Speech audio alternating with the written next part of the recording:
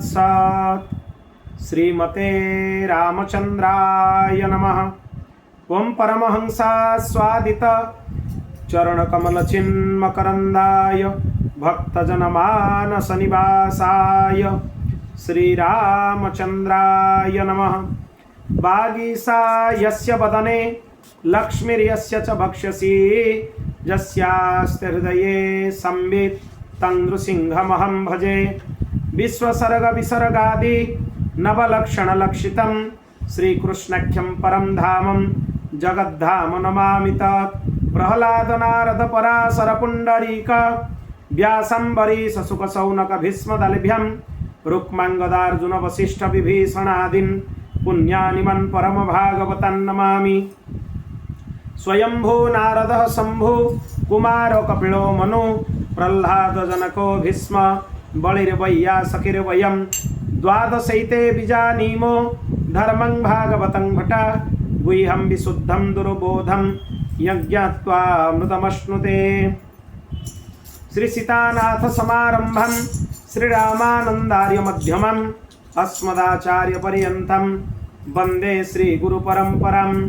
जन्माद्यस्य यतन्वयादितरतश्चार्थे स्वभिज्ञः स्वराट् तेने ब्रह्महृदाय आदिकवये मुह्यन्ति यत्सूरयः। तेजो वारिमृदं यथा विनिमयो यत्र त्रिसर्गो मृषा धाम्ना स्वेन सदा निरस्तकुहकं सत्यं परं धीमहि। श्री भक्तवत्सल भगवान की जय। श्री शरणागत वत्सल भगवान की। श्री सीतारामचंद्र भगवान की। श्री राधा कृष्ण चंद्र भगवान की। श्री लक्ष्मी नारायण भगवान की। श्री उमा महेश्वर भगवान की। श्री पवन सुत हनुमान की। श्री गरुड़देव जी महाराज की। श्री सद्गुरुदेव भगवान की। श्रीमद् जगत गुरु आद्य रामानंदाचार्य जी महाराज की जय। जय श्री राधे जय जय श्री सीताराम। हर हर महादेव निताय गौर हरि बोल। श्री राधे जय राधे जय श्री कृष्ण बोलो जय राधे। श्री राधे जय राधे जय श्री कृष्ण बोलो जय राधे। श्री राधे जय जय राधे।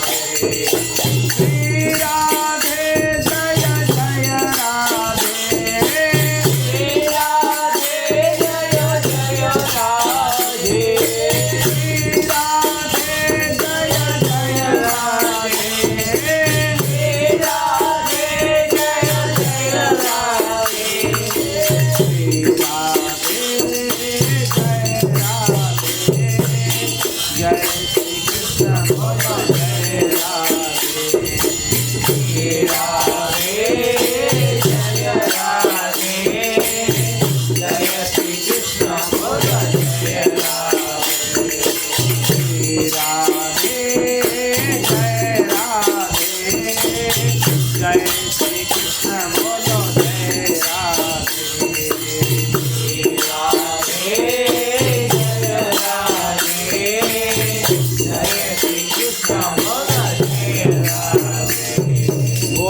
भक्तवत्सल भगवान की अनंत कोटि ब्रह्मांड नायक परात्पर अखिलेश्वर अखिल हेय प्रत्यनीक अनंत कल्याण गुणगण निलय भगवान श्री राधा गोपीनाथंकर महती कृपारु श्रीमद् भागवत कथार क्रम आज आम एकादश दिवसर कथार प्रवेश करिया। आजिर कथा क्रम महात्म्य चर्चा आमर चली पद्मपुराणोक्त महात्म्य तार तृतीय अध्यायर 44 नंबर श्लोक पर्यंत चर्चा हो सारी 44 परठू चर्चा एवं प्रारंभ आगु तेन योग निधे धीमान श्रोतव्यासा प्रयत्नतः दीनानां नियमो नास्ति सर्वदा श्रवणं मते। याकू शुणिबा पई भागवत कथा शुणिबा पई सेमिति किछि नियम नाही। सुंदर कथाटिए सनका आदि कहउछन्ति याकू जत्नर सहित शुणंतु जेते दिन पर्यंत आकू शुणिबे सेते भल। सनका आदि कहउछन्ति विशेष कामना पई कले सप्ताह कथा करा जाय, विशेष उद्देश्य रे कले सप्ताह कथा करा जाय। अन्यथा भागवत कथा जड़े जेते दिन चाहिए सेते दिन पर्यंत शुणी पार अनंत काल पर्यंत यार चर्चा हो पार असीमित समय पर्यंत यार चर्चा हो पार महात्म्य रे उल्लेख कराई। किंतु याकू शुणिबा पई हेले सत्यवादिता पालन करने आवश्यक। सर्वप्रथम ब्रह्मचर्य पालन करने आवश्यक। किंतु कलिजुग जेपरी अवस्था जड़े छाउना कहीं भागवत निश्चय श्रवण करने उचित। भागवत को परित्याग करने उचित नुहे, त्याग करके रहिबा उचित नुहे। सर्वदा श्रीमद् भागवत कथा श्रवण करने उचित। से कही आम पूर्वर भी शुणी सदा सेव्या श्रीमद् भागवती कथा यस्या श्रवण मात्रेण हरिश्चितं समाश्रये। जदि ये कथा को बारंबार शुणा ताले हरि पाखे चित्त आपे लगी। चित्त को लगेवा दरकार नहीं। भागवत कथार फल या जे भगवान को पाखे मन देके आपे लगी, चित्त देके आपे लगी। खाली गोटे ही काम करो, आसिक बसी जाओ, शुणा आरंभ कर। केवल श्रवण मात्र के मन भगवान को पाखे तल्लीन हो, भगवान को पाखे निमग्न हो। तेणु कलिजुगरे चित्तवृत्ति को बस करने बहुत कठिन। अनेक साधन कला परे भी मनुष्यर चित्त अत्र तत्र सर्वत्र भ्रमित हुए। सबुठ कष्ट चित्त को आणिकी नियंत्रित करवा भगवान को पाखे लगेगा कठिन। कहीं ना अन्य जुग मानक सबुआड़े धर्म आचरण होता, चारिआडे धर्मर आचरण होता। तेणु सका उठिला पाखु राति शुवा जाए लोक सबुआड़े धर्मर दर्शन होता, विधिर दर्शन होता, शास्त्र विहित कर्मर दर्शन होता। तेणु तांको चित्त भ्रमित होउनथला। किंतु कलिजुगरे लोक सका उठिला पाखु राति शुवा जाए सर्वत्र शास्त्र विरुद्ध कृत्य आखिरे से गुड़ा पड़ो। से ही लोकों सांगे संग हम, से ही लोकों सहित आलोचना हम, ताले निश्चय चित्तटा भगवान को पाखु हटिकी संसार में जाइए लगी। तेणु कलिजुगर चित्त को नियंत्रण करने एत सरल नुहे बा सहज नुहे। बारंबार भगवान को पाखु चित्त संसार को फेरी आसे। तेणु श्रीमद् भागवत कथा श्रवण पूर्वक चित्त को भगवान को पाखे निवेश करने उचित। जेहेतु कलिजुग लोकों पाखे समय नहीं, तेणु सप्ताह विधिर विधान कराई जे अंततः 7 दिन हेले कथाटा शुण, तेणु विधान कराई। अन्यथा याकू मास पारायण मध्य करा जाए, 2 मास पारायण मध्य करा जाए। प्रत्येक दिन 12टा अध्याय पढ़ले गोटे मासरे भागवत संपूर्ण हो। जड़े जड़े नियम नब 12टा अध्याय मु नित्य पाठ करी, प्रत्येक मासरे तार भागवत पाठ पढ़ाई। आ प्रत्येक दिन जदि 6टा अध्याय पढ़ा जाए 2 मासरे श्रीमद् भागवतर मूल पाठ पूर्ण हो। तेणु यही भाव में मूल पाठ करवा उचित, ग्रंथर अध्ययन करवा उचित। मनीषंकर आयु बहुत कम, समय आम पाखे ना, तेणु मध्य सप्ताह कथा कराई। आम कहीपर काली सका आम देखिपर कि ना, कई कहीपर। रात्रि अत्यंत सुंदर भाव में प्रस्तुत होकर लोक रोचंती मो ए काम करी से काम करी से काम। सकाळटा हला बेलू देखिपर कि ना भी आम कही कई कहीपर कौन केतेबेले कौ गति देकी मनुष्यर प्राण चली कई कहीपर। कम बयसर पिला विचित्र विचित्र रोग होगी चली जाऊँ कई जापर। हृदघात कहार केतेबेले होची कई जापर। कई कहीपर काली सकाळ देखिपर कि नहीं, गोटे मुहूर्त पर कौन हम कई कहीपर। बहुत सुंदर सुंदर पिला केते सुंदर सुंदर कम बयसर बालक बालिका माने दुर्घटना जीवन हरई दूसरी कहब केतेबेले कहार प्राण कौ समय कौ मुहूर्त चलीज। तेणु आमे सबुबले प्रस्तुत हवा उचित जे कौनसी भी परिस्थिति आसू भगवत चिंतन आमे विरत हवा। जदि भगवत चिंतन आमर थी मृत्यु हेले भी दुर्गति हेनी। मृत्युर विधान जहाँ थी से ही हम जहाँ विधान थी जो बाट देकी मृत्यु हबार थी से बाहानाटा पूरा हो किंतु दुर्गति हेनी कहीं ना आमे भगवान को स्मरण करुचु। जो सबु गति रे लोक मान को अधोगति हुए दुर्घटना आदि मृत्यु रे जड़े हरिभक्त होते तार जेकोसी उपाय रे मृत्यु हेले भी तार दुर्गति हेनी। से निश्चय भगवान को प्राप्त केवल भगवान निरंतर स्मरण आ भगवान कथा श्रवण फल है स्मरण। जे कथा शुणुची बेले बेले आपण मैंने अनुभव करेंगे पूर्वर दशा और एबेर दशा 2-5 मास तले बा 2-5 वर्ष तल कथा चिंता करंतु एमिति समय थिला भगवान दिन सारा भी मन पड़ुनथि। एबे देखंतु जदि भी भगवान को आमे भूली जाउचे कोनोसी ना कोनोसी समय भगवान को ना आपे मन पड़ी जाउचे। अरे मु भगवान को नाम जप बंद कर देछि पुणी आपे जप आरंभ पुणी संसार भितर लागि गले तथापि किछि गुटे समय रे देखिबे आसीबो ए मु नाम जप भूली जाइछि पुणी नाम जप आपे मन भितर आरंभ हो। ये काहार प्रभाव हरिकथार प्रभाव। हरिकथा मनटा को आनिकी भगवान को पाखरे लगेई देछि। एमिति समय आसीबो कथा शुणु शुणु चित्त एते पवित्र होई जिवो नित्य निरंतर भगवान को नाम जप हवा आरंभ हो केवल कथार प्रभाव। यत्फलम नास्ति तपसा न योगेन समाधिना अनायासेन तत्सर्वं सप्ताह श्रवणे लभेत। जो फल जोग समाधि प्राप्त करने कष्ट तपस्या प्राप्त करने कष्ट जोग साधन प्राप्त करने कष्ट केवल सप्ताह कथा शुणिले से फल मिल जाए।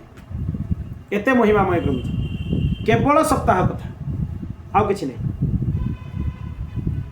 यज्ञात गर्जति सप्ताह सप्ताहो गर्जति व्रतात् तपसो गर्जति प्रत्यय स्थिरथा नित्यम ही गर्जति। भागवत सप्ताह शुणिबा यज्ञ ठारू भी श्रेष्ठ कहीं कलिजुग यज्ञ विधि रे करि ही हबनी। वस्तुर शुद्धता नहीं वस्तु भी जदि कष्टे मष्टे शुद्धरे मिल जीवो मंत्रर शुद्धता नहीं मंत्रर शुद्धता जदि थिबो चित्तर शुद्धता नहीं सबु भी जदि हो गला मनरे श्रद्धा नहीं तेणु यज्ञर जो फल मिलवा कथा से फल हमको मिल पार। भगवान भगवत गीतार कहते विधिहीनम अश्रुष्टानम मंत्रहीनम मदक्षिणम श्रद्धा विरहितम यज्ञम तामसम परिचक्षते। जो यज्ञ विधि नहीं यज्ञ अनेक विधि अच्छी यज्ञ आहुति दबार क्षमता कहार अच्छी जी ब्राह्मण क्षत्रिय वैश्य आदि वर्ण जन्म हो विधिवत उपनयन संस्कार हो त्रिकाल संध्या बंदन करुथिबो सी ही यज्ञ आहुति दे पार अन्यथा कहीं आहुति दे पार व्यतीत आउ कहीं दे पार। स्त्री शूद्रादि से विवर्जित स्त्री वर्ग आहुति देवे केमिति देवे ना यज्ञ पतिंकर दक्षिण भागरे बसिबे बसिकी तांकर सहायतार आहुति देवे निजे स्वतंत्र भाव में अग्नि भितर आहुति प्रक्षेप करिवार विधान नहीं। प्रथम कथा पुणी यज्ञ आहुति दबार विधान कौन स्वाकार आहुति उठा जीवो हाकार आहुति अग्नि भितर दिया जाए। आजिकल आपण मैंने देखंतु आहुति दबार भी विधान एते तलकू खसी गलानी कौन कहउचंती केतेबेले आहुति पकई दउचंती तार किछि क्षमता नहीं से आहुति को देवता माने ग्रहण करंती स्वाकार आहुति उठा जीवो हाकार अग्नि भितर दिया जाए। पुणी अग्नि प्रज्वलित हवा समय आहुति दिया जाए। समिधाग्नौ जुहुयात् जितेबाला प्रचंड अग्नि प्रज्वलित होते समिध सह से आहुति दि जाए। जिते धूम्रमंडल उठुव से अग्नि आहुति दि जाए ये विधान। पुनश्च यज्ञ विधि रे जो अन्न मानकर प्रयोग करा तार भी विधान अच्छी जे केते मात्रा रे कोटा दिया जाए। तिलार्धम तंडुलम दद्यात् तंडुलार्धम जवस्तथा जवार्धम शर्करा दद्यात् आज्यभाग चतुष्टयम्। तिल जी व्यवहार कर खसा तार अधा तंडुल माने चाउल व्यवहार कर अक्षत चाउल जी व्यवहार कर तार अधा जब दिज्व ज धान तार अधा शर्करा दिज्व ज धान अधा यही अनुपात घी सहित मिसई ताकू अग्नि आहुति कर गोटे आहुति पुणी सावधानता अच्छी गोटे आहुति देला सेटा न जलिले द्वितीय आहुति दि जाए जदि माने प्रथम आहुति देला सेटा न जली द्वितीय आहुति दे दिया ताहले भी देवता माने ग्रहण करेंगे पुणी यज्ञ कुंडर रक्षा अच्छी कुंडमंडलर संस्कार अच्छी एमती अनेक विधान कर्मकांड अच्छी विधिवत सबुगुड़ाक श्रद्धापूर्वक पालन हेले सबू कला परे ब्राह्मण को उचित दक्षिणा भी देवाई पड़ो भगवान निजे कहते विधिहीनम मसृष्टान्नम मंत्रहीनम मदक्षिणम अदक्षिणम दक्षिणा जदि ठीक भाव में ब्राह्मण को न दिगला श्रद्धा विरहितम श्रद्धा नथिब यही सब यज्ञ हूँ तामस यज्ञ तामसिक यज्ञ या द्वारा हुए कौन ना यही आपड़ देखिए बर्तमान जी यज्ञ हूँ 99% यज्ञ हूँ विधिहीन 99% यज्ञ विधिहीन विधिहीन यज्ञर फल राक्षस माने ग्रहण करेंगे अशरीरी माने ग्रहण करेंगे से माने बलवान हो जहाँ फल समाज रे विकृति आहरी विस्तार हो बर्तमान हूँ विधिहीन यज्ञ हम माने विधिहीनस्य यज्ञस्य सद्यकर्ता विनश्यति वाल्मीकि रामायण रे निजे भगवान बापा कहते दशरथ राजा कहते क्या कहते वशिष्ठ ऋषि को कहते हे ऋषिवर आपण मोर यज्ञ को विधि विधान ने करंतु कहीं ना विधिहीन से यज्ञ सद्यकर्ता विनश्यति विधिहीन यज्ञ जदि करा जाए कर्तार तत्क्षणात् विनाश आउ कि हेनी पुणी जो माने विद्वान ब्रह्मराक्षस माने सब विद्वान छिद्राणि मृडयन्ति ही विद्वांस ब्रह्मराक्षस माने वेदर पारंगम विद्वान तापर विद्वान है भी वेद विरुद्ध आचरण करके राक्षस जन मिलता है तेणु सब ज्ञान थाए कर्मकांड में कौन करवा उचित कौन न करवा उचित जोठी देखिए से कर्मकांड में विधि भूल है मंत्र भूल है त्रुटि है तत्क्षणात से छिद्र खोजुता से बाट देके यज्ञ आम पशिबा से विद्वान ब्रह्मराक्षस माने यज्ञ भितर प्रवेश करी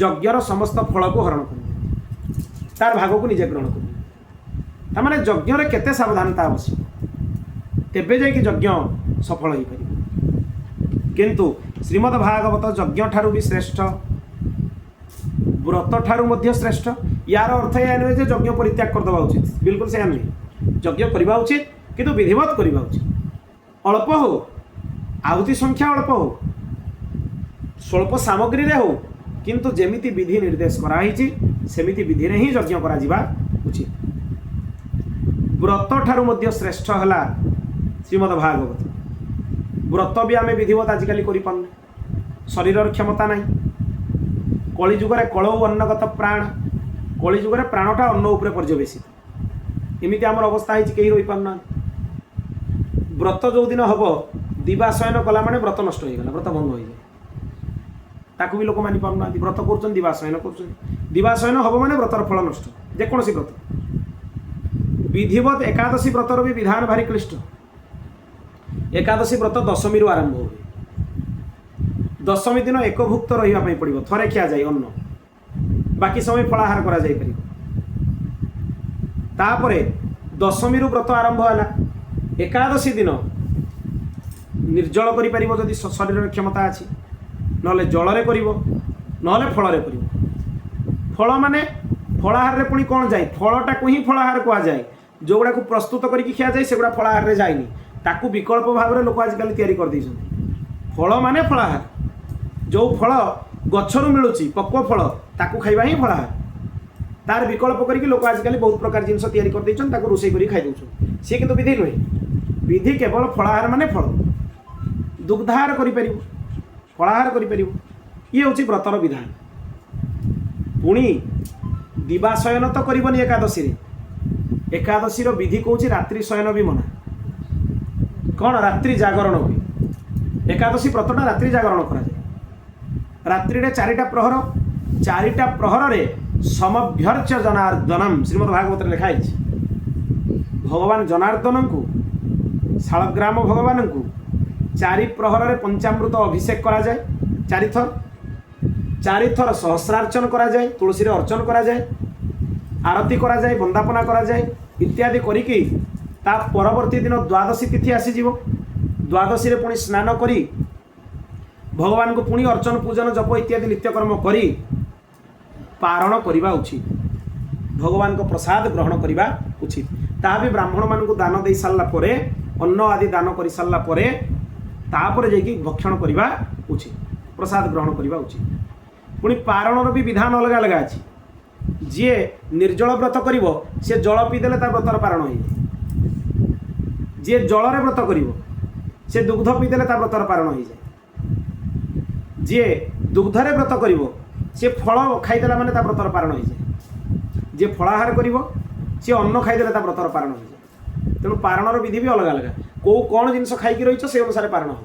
पारण माने खाली अन्न नुहे, ये सब गुड़ा भी पारण रे जीव। व्रतर श्रेणी अनुसार अति उत्तम कोटि है निर्जल, मध्यम कोटि है जलाहार, ताठू टिके तलको है दुग्धाहार, ताठू तलको आसला फलाहार, ताठू तलको आ जावा उचित नुहे। से गले व्रतर मर्यादा रुहे, बारंबार खाइले बा ता तलको खसीगले आ व्रतर मर्यादा, सी खाली गोटे अन्न दोषरू बंचिबा है। एकादशी आजिकल लोक 2 प्रकार कर, गोटे एकादशी हूँ व्रत, आउ गोटे एकादशी है एकादशी अन्न खाइबा मना, तेणु अन्न खाइबा दोषरू बंचापी विकल्प खाई रही। 2 प्रकार होची एकादशी, किंतु व्रत कोटा जोटा फलाहार रे करा, अन्न दोषरू बंचाटा है विकल्प। यही भली द्वादशी रे भी एकभुक्त भोजन, द्वादशी रे भी 2 बार अन्न भोजन। एकादशी व्रतटा 3 दिनिया व्रत, ये व्रत आरंभ हम दशमी विधिवत। एकादशी ग्रंथ ही लिखाई आप पढ़ी देखो, प्रथम एकादशीटा काढ़ीदेवे से ग्रंथ में लिखाई एकादशी केमी करेंगे।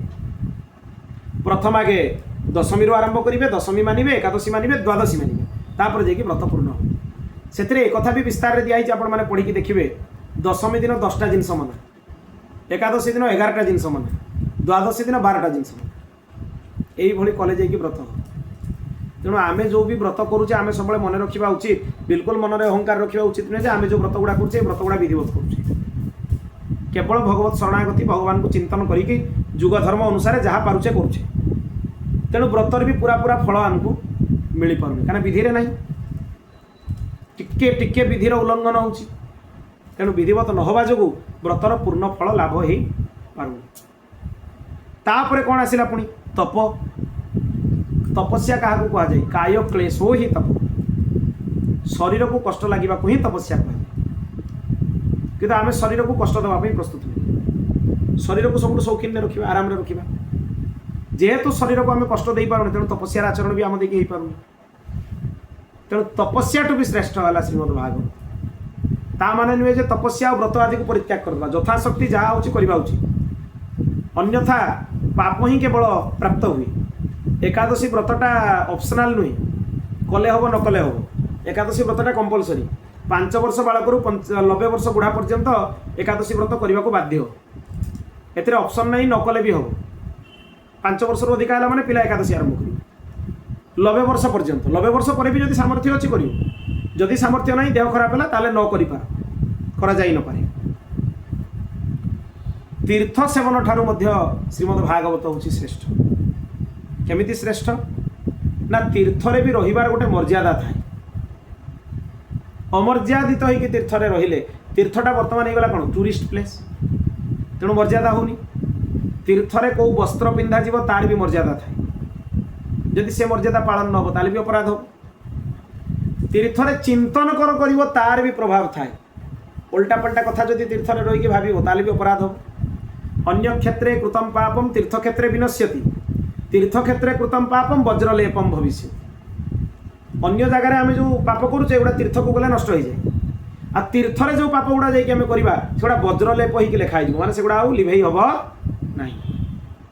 तेणु तीर्थरे अभक्ष भक्षण करवा उचित नुहे। तीर्थरे सुरा सुंदरी ठारू दूरे रहा उचित, तीर्थरे विलास व्यसन ठारू दूरे रहा उचित। तीर्थरे जाइए भगवत आस्वादन ही करवा उचित, विधिवत तीर्थर आस्वादन करवा उचित। तेणु तीर्थरे भी पूरा फल आमको मिलू। तेणु तीर्थ ठारू भी श्रेष्ठ है श्रीमद् भागवत। पुणी आउ कौन कहगला, जोग ध्यान और ज्ञान ठारू भी श्रेष्ठ है श्रीमद् भागवत। जोग क्या कह जाए? जोग चित्तवृत्ति निरोध। आमर चित्तवृत्ति निरोध हो पारुनी, तेणु जोगर पूरा फल भी आमको प्राप्त हो पारुनी। तेणु जोग ठारू भी श्रेष्ठ है कौन? श्रीमद् भागवत। ज्ञान ठारू भी श्रेष्ठ है श्रीमद् भागवत। ज्ञान आमर काम लगुनि, शुणुचे सब किंतु आचरण करें। तेणु ज्ञान ठारू मध्य श्रेष्ठ है किए? श्रीमद् भागवत। एवं ध्यान ठारू श्रेष्ठ है श्रीमद् भागवत। ध्यान तो आम देखिए हो ही नहीं। गोटे आसन रे चित्त को एकाग्र करी निजर आराध्यंक स्वरूप निमग्न हो जावाक कह जाए ध्यान। निमग्न हो जावा माने आराध्य को मन भितर दर्शन करी करी तांकर पाद पाखुर मस्तक पर्यंत, मस्तक पाखुर पाद पर्यंत दर्शन करिबा, ये ध्यान। तेणु ये ध्यान आम देखिए हो पार। तेणु ध्यान ठारू मध्य श्रेष्ठ है कौन? श्रीमद् भागवत। सबु साधन टू श्रेष्ठ। सौनक मुनि सुत मुनि को पचारुचंती, आमे जहाँ शुणिलु एगुड़ा को भारी आश्चर्य भाया लगुच। श्रीमद् भागवत कौन एते श्रेष्ठ? एते श्रेष्ठता ता भितर अच्छी। जोग ठारू श्रेष्ठ, तत्व ठारू श्रेष्ठ, ज्ञान ठारू श्रेष्ठ, व्रत ठारू श्रेष्ठ, सबु विधि टू श्रेष्ठ। ये केमिति श्रेष्ठ है? आउ टिके विस्तार करके हमको आ विषय कहतु। सुत मुनि से कहवा आरंभ कले, यदा कृष्णधरां त्यक्त्वा स्वपदं गन्तुमुद्यतः एकादशं परिश्रुत्या प्युद्धवो वाक्यमब्रवीत्। जेतेबेले भगवान तांकर लीला संवरण कले, स्वधाम जावाक बसिले, से समय उद्धव जाकि भगवान को प्रार्थना कले जे प्रभु आपण जदि आमको छाड़ देकी पळेबे ताले आम अवस्था कौन हो? आमे कहा आश्रय रे बंचिबु? उद्धव जाकि प्रार्थना कले भगवान। से भगवान कौन कले? तांकर ज्योतिर्मय स्वरूप को श्रीमद् भागवत भितर विलीन कर।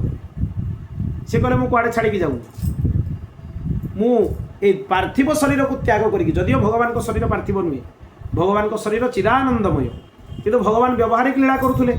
तेणु भगवान कहले शरीरटा को त्याग करी मु श्रीमद् भागवत भितर विलीन हो। किंतु ये भी एते श्रेष्ठ भाव नुहे। सशरीर भगवान श्रीकृष्ण श्रीमद् भागवत भितर प्रविष्ट ये कहवा उत्कृष्ट। तेणु श्रीमद् भागवत हूँ श्रीकृष्णंकर अभिन्न स्वरूप।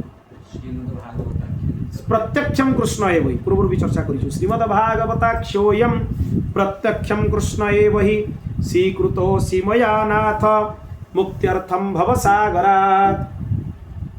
श्रीमद् भागवत होउचंदी प्रत्यक्ष कृष्ण। आमे भागवत को जदि बहिटिए बोली भाबिबा ताले अपराध हो। जो कृष्ण को आमे पूजा करूँ से कृष्ण ही होउचंदी भागवत, ताकर अभिन्न स्वरूप श्रीमद् भागवत।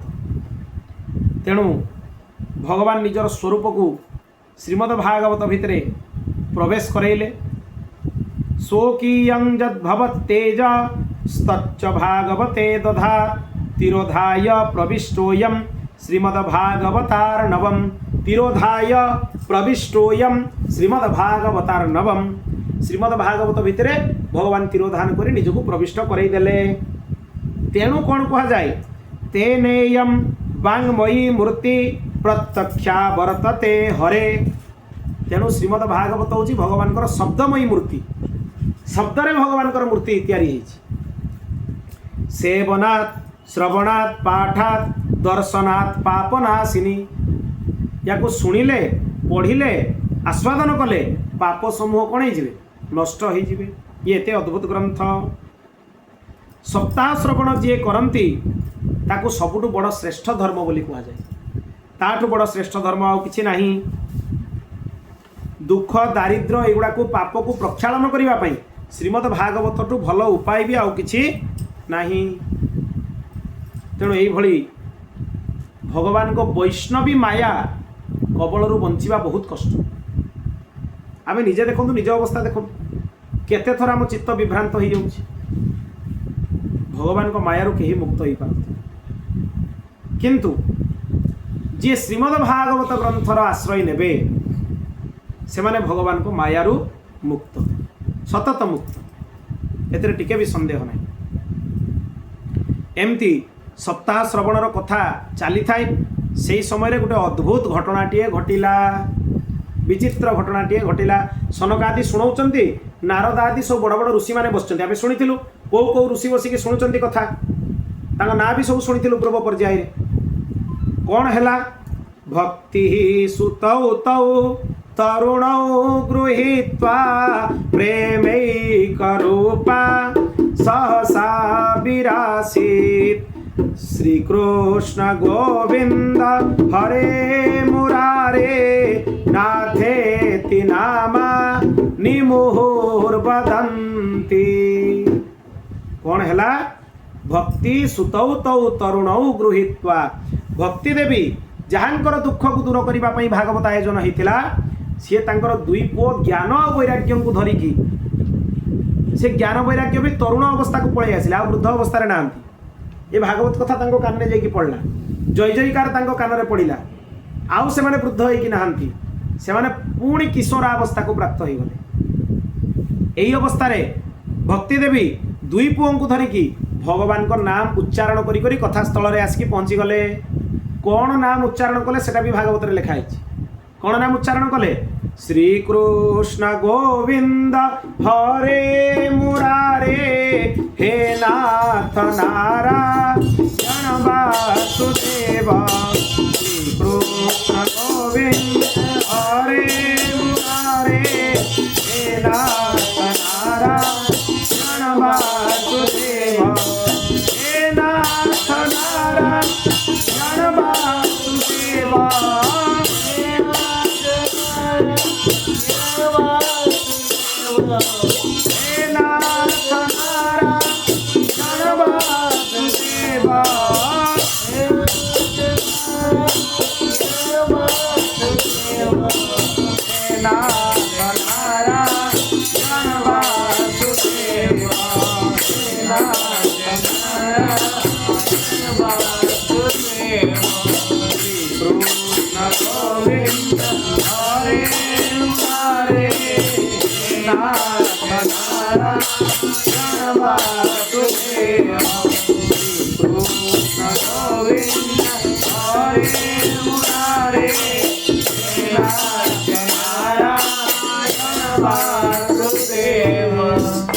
बोलो भक्तवत्सल भगवान की एमती नाम उच्चारण करी करी सेठी जाइए समस्ते प्रकट हो गले। सेठू समस्ते देखिके आश्चर्य हो गले जे माने आसिकी कोठी आविर्भूत हो गले ये स्त्री किए ये दुई जन किए समस्ते देखिए आश्चर्य हेले।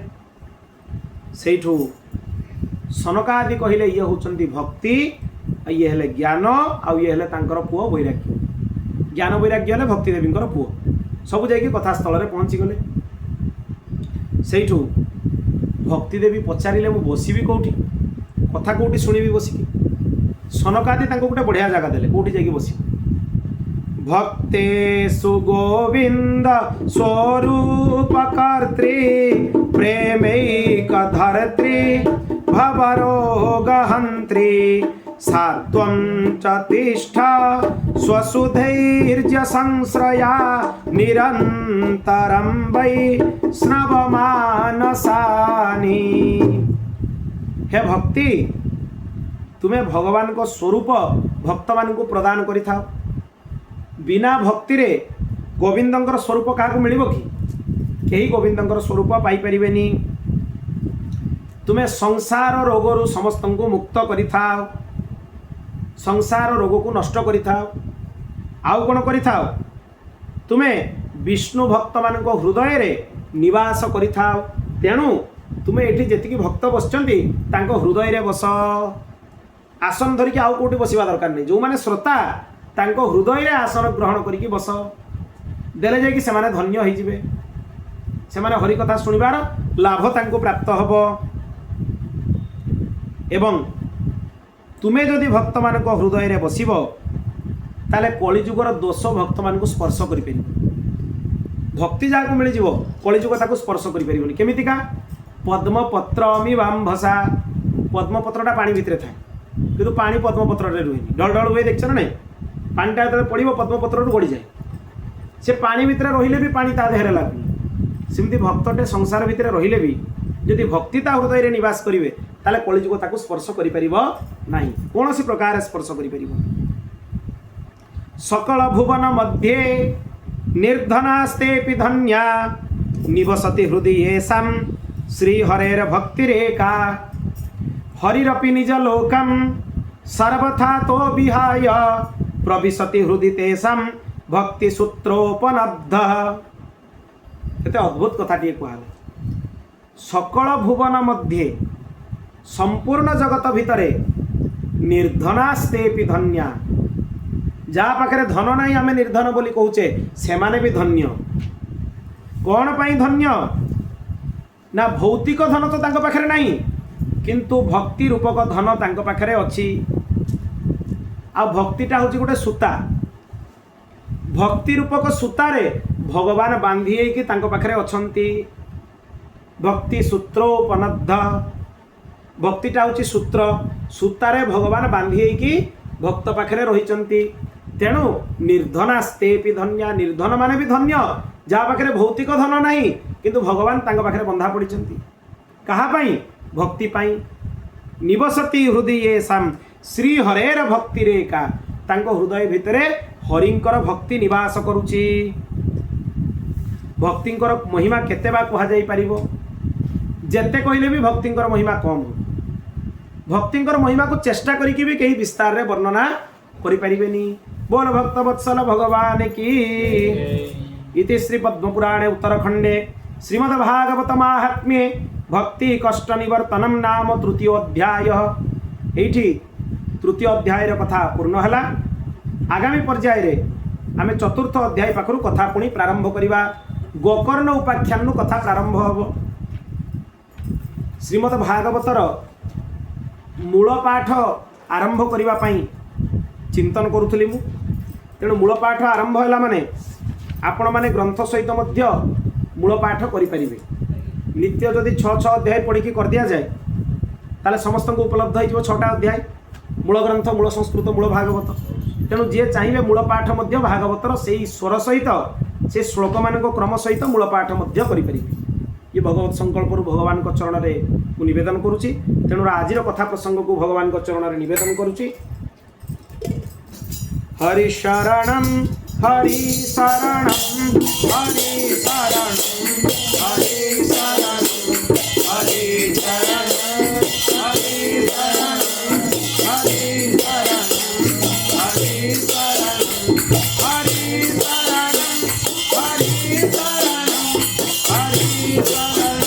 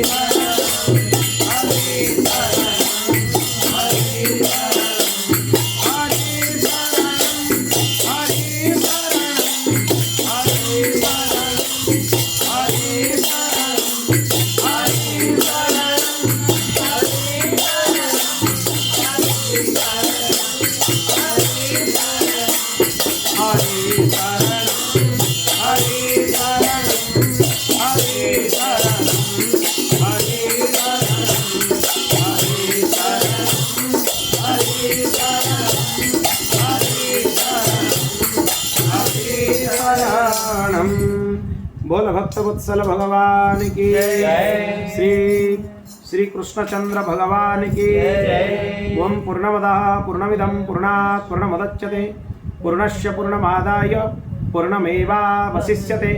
हरि ओम शांति शांति शांति।